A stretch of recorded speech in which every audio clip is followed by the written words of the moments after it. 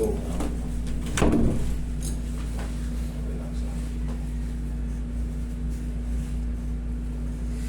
Isa pa. Kabilang side.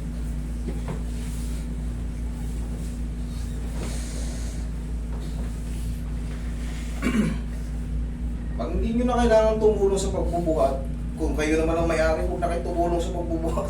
Ibig sa mga pagkakala mo, nakakalimutan. Relax.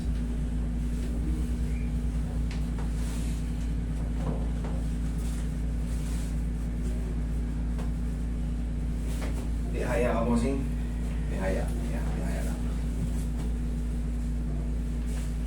Huwag lalabanan, ha? Relax lang.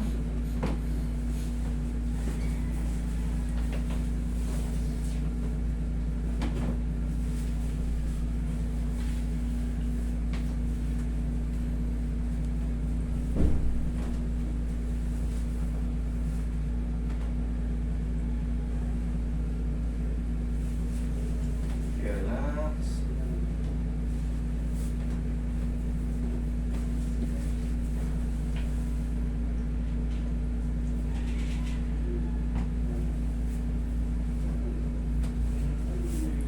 Sige, bossing, tapa ka.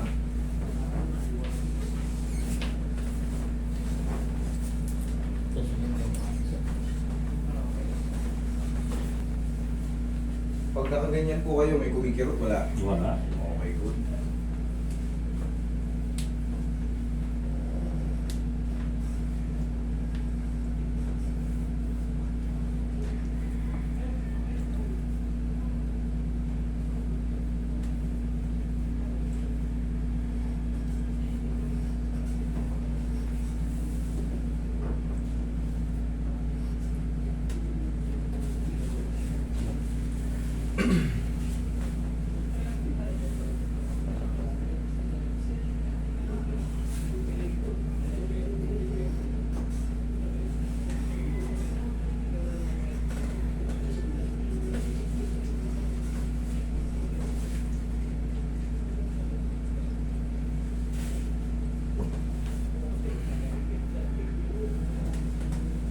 Relax lang.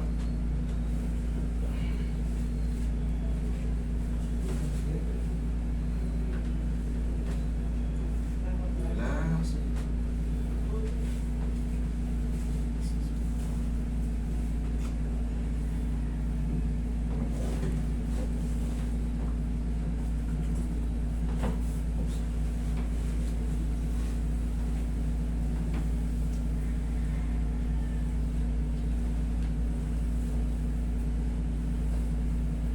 Maganda yan, mapanood ko. Noong pa, taon na. Kaso alam, parang nalalayo pa ako.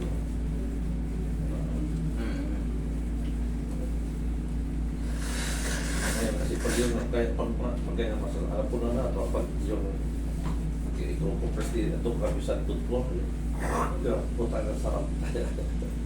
Kaya nga po, yung mga sabi ko sa iyo na kahit na tutusin na kahit na para silip pa yan, sa akin.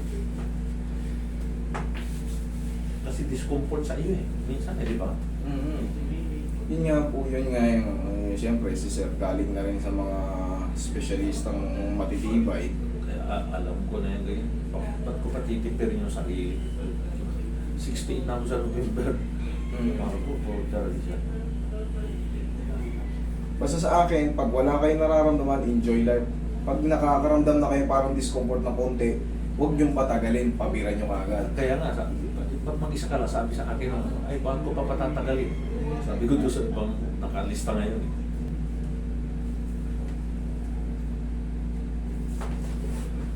Tayo ka. Harap ka sa akin. Pagka morning, bata pa kayo, kaya niya yan, gano'n. Yan, kabila side. Yung! Very good. Okay na, huwag mo naman yan. Ganun lang, bossing. Kumusta ang balakang? Okay naman. Okay. Maraming salamat. Tayo, yun lang. Huwag lang nalilito, ha? Sabi ko sa'yo, hindi ako sarili mo. Sige tayo. Kung ano, mag-chat lang kayo sa amin. O pumunta kayo. Hindi, sabi ni Tandy, kasi pag sinanong ko, asawa niya parang mga bigay ko number para pag project 6 lang ako, ilapit lang. Sige tayo. God bless po. Thank you po.